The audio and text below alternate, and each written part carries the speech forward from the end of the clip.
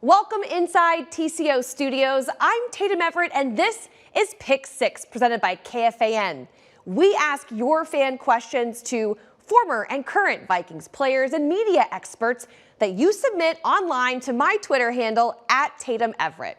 We'll kick it off with our Bart Star Award winner and question number 1. This is from Strizzy, who wrote, "Can you ask Kirk Cousins how it feels to be the QB behind the biggest comeback in NFL history and the QB with the all-time record for most game-winning drives in a season? He's the real MVP." We caught up with Kirk in the locker room to answer this one. I'd have to answer your question by saying that the hardest part of a comeback victory is that you had to be down first to win. So when you're down 33-0, certainly the second half was tremendous, but there was so much ugly football in the first half that I do kind of have mixed memories about the game, but had no idea it was an NFL record when we came back. And I think, again, it's just a testament to our coaches, the character of our players, and the way we all just stayed together. And I think that's shown up not only in that Colts comeback, but certainly in all the fourth quarter comebacks, and just keep playing and believe that something's going to happen. Somebody's going to make a play, and sure enough, all season people have. Cousins has 6 fourth quarter / game-winning drives this season. That's the most in his career so far. Moving on to a question about the defense. This one is from Keith Saba. He wants to know, does Duke Shelley deserve a starting spot with his clutch performances? Well, we reached out to Vikings radio analyst and former Vikings linebacker and coach Pete Bursich to answer this one.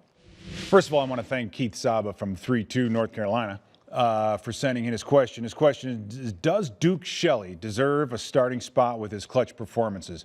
I'll say yes. I think Duke Shelley deserves a start because he's come in a position where we've had a lot of injuries, and he's managed to hang in there and stay healthy. Week in and week out against the Giants game, he got a lot better at some of those inside routes, on some of the slants. He's very physical. He's tough. He's not very big, but he's tough, and he hangs in there and he stays healthy. Because of that, I think Duke Shelley deserves to start at cornerback for the Minnesota Vikings. Well, Chicago's loss is certainly our gain, and it's great to see Shelley and a healthy room full of cornerbacks right now as we head into the final regular season games. Moving on to question number 3. This one is from Chris Wallace. He asks, why don't the Vikings do more tempo when the offense starts to feel or seem sluggish? They do it well in the fourth when we need it to come back. We got Vikings legendary running back and current Fox Sports analyst Robert Smith to answer this question. So why don't the Vikings use tempo all the time? It's funny, we get this question a lot because it seems like teams, when they go to tempo, they go in the 2-minute drill, that they start moving the ball really well. Well, the problem with going tempo all the time, you use it because you don't want to change personnel, you don't want the defense to change personnel, and you want to tire out the defense. Well, it also tires out your offense. So that's really the biggest reason why you don't go tempo, because you don't want to wear your own offense out. It does work from time to time, you just have to use it carefully. That's it. Love having Robert Smith back on Vikings Entertainment Network content, so big thanks to him for answering that question when we called. Moving on to the next one. This is from MVP Kirk. It's question number 4, and it's, do you see us resting our starters even with the 49ers on our tail? Fox 9 analyst and the host of the Ron Johnson Show, Ron Johnson, is kind enough to lend his opinion to this one. Great question, MVP Kirk, 12-3. That's at Vikings Talk 1.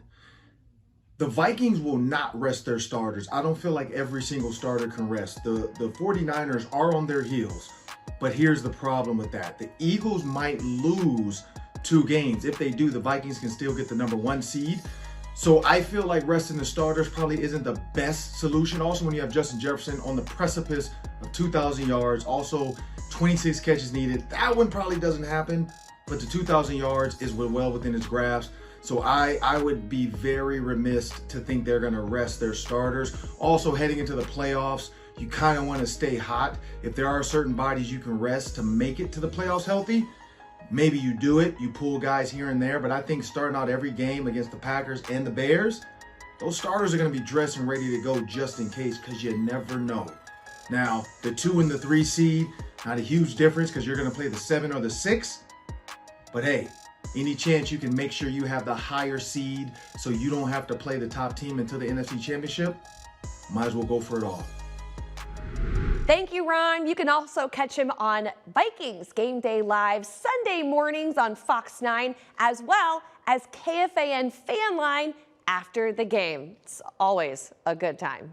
We're moving on to question number 5. This one is from Vikes Fan for Life. He wants to ask Gabe Henderson, if the playoffs started today, who would you like to play in the wild card round if we don't get the 1 seed? Take it away, Gabe. Appreciate the question, Vikes Fan for Life. I'm going to call you Victor because I think the Vikings can be victorious against these 2 teams if we play them in the wild card game. Starting off with the Seattle Seahawks. 6th worst defense in the NFL. We have a top 10 offense in the NFL. I believe we'll outscore them. They've been getting a lot of wins based off of luck. Yeah, Geno Smith, Pro Bowl quarterback, has been doing this thing. But I just think when December or January or February football comes around, that's when teams play their best. I believe this Vikings team is a lot better than them. Second team, New York Giants. We've already beat them at home. I think this next time, if we got the chance to play them in the wild card round, we will beat them a little bit more decisively, understanding what they like to do best, and which is give the ball to Saquon Barkley. And I don't think we will allow that to happen this time. So Seattle, New York Giants, those are the 2 teams I want in the first round of the NFC playoffs. All great points, but a first-round playoff game at US Bank Stadium sounds amazing no matter who the opponent is.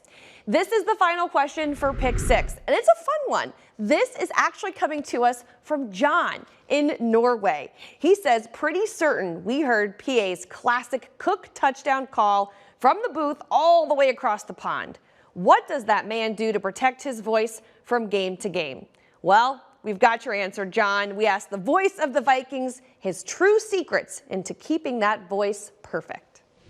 John in Norway, thank you very much for the interest, and thanks for listening to Vikings games and or the highlights whenever you get the opportunity.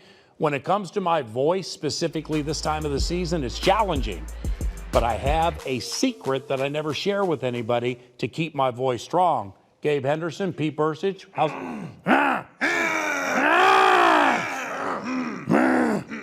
A lot of voice clearing, a lot of water, a lot of offense. Gets to the 50, and is loose! Dalvin 20 to the left, 15-10, 5, touchdown! Dalvin Cook, yes, a 64-yard touchdown! And he had to drag a Colt into the end zone. I may have to try a few of those tricks myself, kind enough for PA to share. Well, that does it for this edition of Pick 6 presented by KFAN. We'll have another one coming at you real soon, but be sure to be on the lookout, my Twitter handle @Tatum Everett, for when we call for the next set of fan questions. Until then, Skol Vikings, and we'll see you guys on Sunday at 3:25 when the Vikings take on the Packers.